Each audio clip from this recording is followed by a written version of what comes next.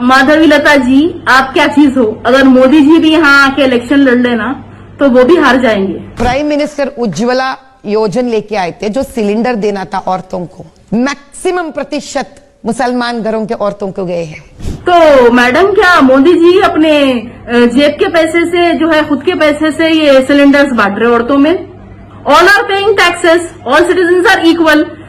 साहब, ये राजा सिंह भाई की प्रॉब्लम नहीं है, पूरे देश में जब भी स्त्री को जब मौका मिलता है तो थोड़ा बहुत तो जरा प्रॉब्लम तो होती है ना साहब। तो मैडम, कई सालों से बीजेपी में कई महिलाएं हैं जो कई साल से काम कर रहे हैं, उनको टिकट नहीं दिया। आप तो पार्टी में भी नहीं थी। आप खुद एक बहुत बड़े लुटेरे हैं, जिसकी वजह से आपको भारतीय जनता पार्टी ने टिकट दिया। विरिंची हॉस्पिटल ने जो कोविड के टाइम गरीब और मजबूर लोगों को जो लूटा है, जो इतने सालों से गरीबों का खून चूस रहे आप, वो पैसे के दम पर आपको भारतीय जनता पार्टी ने टिकट दिया। तो बच्चा गुस्से में आ गया। पहलवान साहब वैसे भी ठहरे थे, सतर्क है उन्होंने, लड़का जवान है, नहीं ठहर पाया, अकबरुद्दीन को मार दिया। क्या हुआ? जिंदगी उसने इतने साल सलाखों के पीछे पड़ गए। नेशनल टेलीविजन पे जो है आप खुलेआम वायलेंस को प्रमोट कर रहे, आप गुंडागर्दी को प्रमोट कर रहे। आप बोल रहे कि जवान बच्चा था जो है गुस्से में आया, मार दिया, क्या करेगा बेचारा? क्या हमारी कंट्री में रूल ऑफ लॉ नहीं है? क्या हमारे पास जुडिशियरी नहीं है?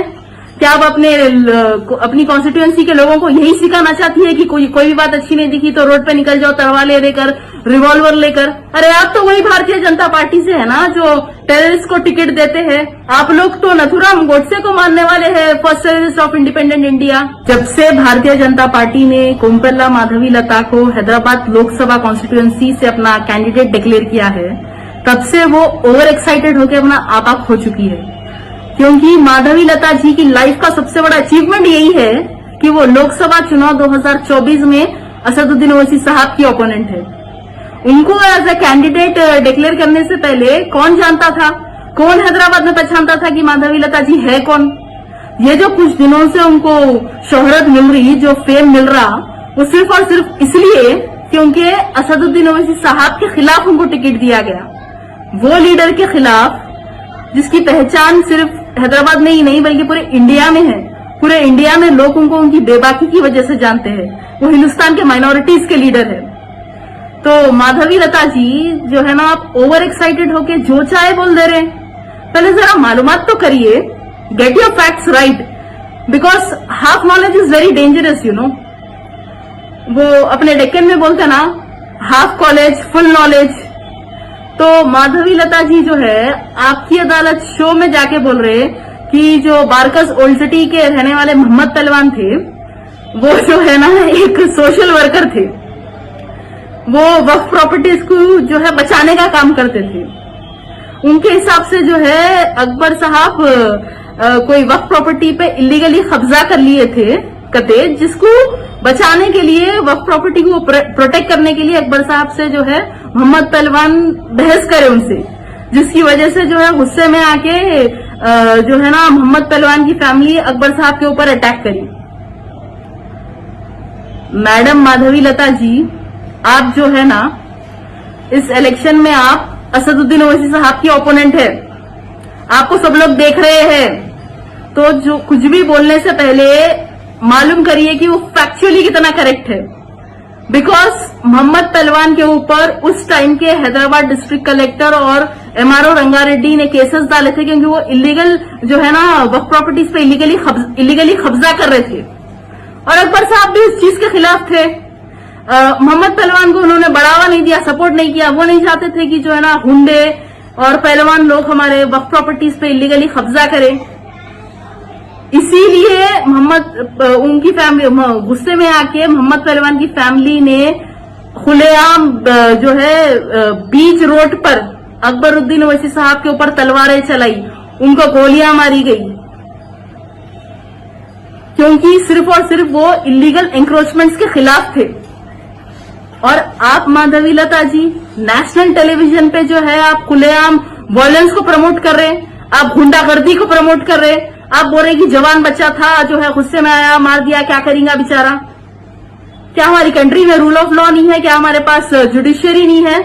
क्या आप अपनी कॉन्स्टिट्यूएंसी के लोगों को यही सिखाना चाहती है कि कोई भी बात अच्छी नहीं दिखी तो रोड पे निकल जाओ तलवार लेकर, रिवॉल्वर लेकर? अरे आप तो वही भारतीय जनता पार्टी से है ना जो टेररिस्ट को टिकट देते हैं। आप लोग तो नथुराम गोडसे को मानने वाले हैं, first terrorist of independent India. और जो रिसेंटली बेंगलुरु में रामेश्वरम कैफे में ब्लास्ट हुआ, उसके पीछे भी तो एक बीजेपी वर्कर का ही हाथ है।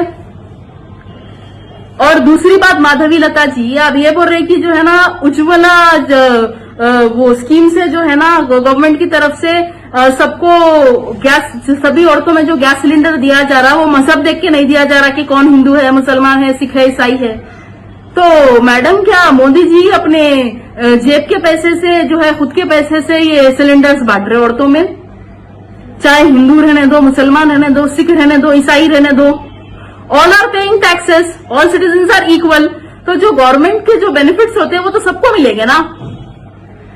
लेकिन बीजेपी को, भारतीय जनता पार्टी को मुसलमानों से इतना ऑब्सेशन है कि जो मुसलमानों के जो स्कॉलरशिप्स है उसको बीजेपी ने बंद कर दिया, कई स्कॉलरशिप्स को। आसाम में जो है मदरसे बंद कर दिए, यूपी में जो है आप लोग मदरसे बैन करना चाहते हो, यूएपीए जो है वो सिर्फ मुसलमानों पर लगाया जाता है, बुलडोजर जो है वो चुन चुन कर सिर्फ मुसलमानों के घरों पर चलाया जाता है। सीएए में जो है, सीएए के थ्रू सबको सिटीजनशिप मिलेगी, हिंदू, सिख, ईसाई, जैन, बुद्धिस्ट, पारसी, सिवाय मुसलमानों को छोड़कर। अगर यूसीसी लाएंगे तो उसमें से हिंदू अनडिवाइडेड फैमिलीज को एक्सक्लूड कर देंगे, उसमें से ट्राइबल्स को एक्सक्लूड कर देंगे। निशाना कौन बनेगा? सिर्फ मुसलमान। कर्नाटका में जो है, कर्नाटका के स्कूल्स में पगड़ी, तिलक, बिंदी, सिंदूर, कड़ा, कलावा सब अलाउ करेंगे सिवाय हिजाब के। लेकिन फिर भी जो है ना कुछ जगहों पे बीजेपी का सेक्युलरिज्म दिखाई देता है। मोदी सरकार की हुकूमत में हिंदू, मुस्लिम, सिख, ईसाई सभी मजहब के लोग जो है ना गरीब है, परेशान है, बेरोजगार है, युवा, किसान, मजदूर सब परेशान हाल है। पेट्रोल, डीजल और क्रूड के दाम सबके लिए बढ़े हुए हैं। 15 लाख किसी के भी अकाउंट में नहीं आए। फायदा तो सिर्फ 2 फैमिलीज को हो रहा ना, अडानी और अंबानी के परिवार को।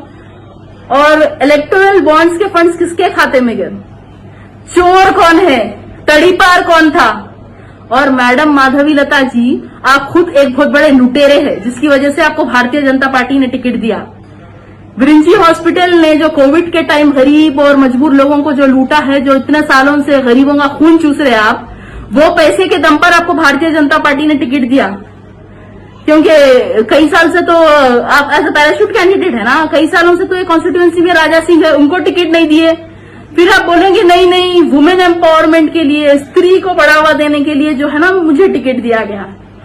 तो मैडम, कई सालों से बीजेपी में कई महिलाएं हैं जो कई साल से काम कर रहे हैं, उनको टिकट नहीं दिया। आप तो पार्टी में भी नहीं थी।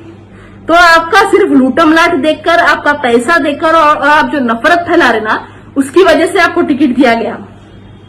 और ये बात याद रखिए, हैदराबाद लोकसभा कॉन्स्टिट्यूएंसी में पिछले 40 साल से मजलिस-ए-इत्तेहादुल मुस्लिमीन जीतते आई है।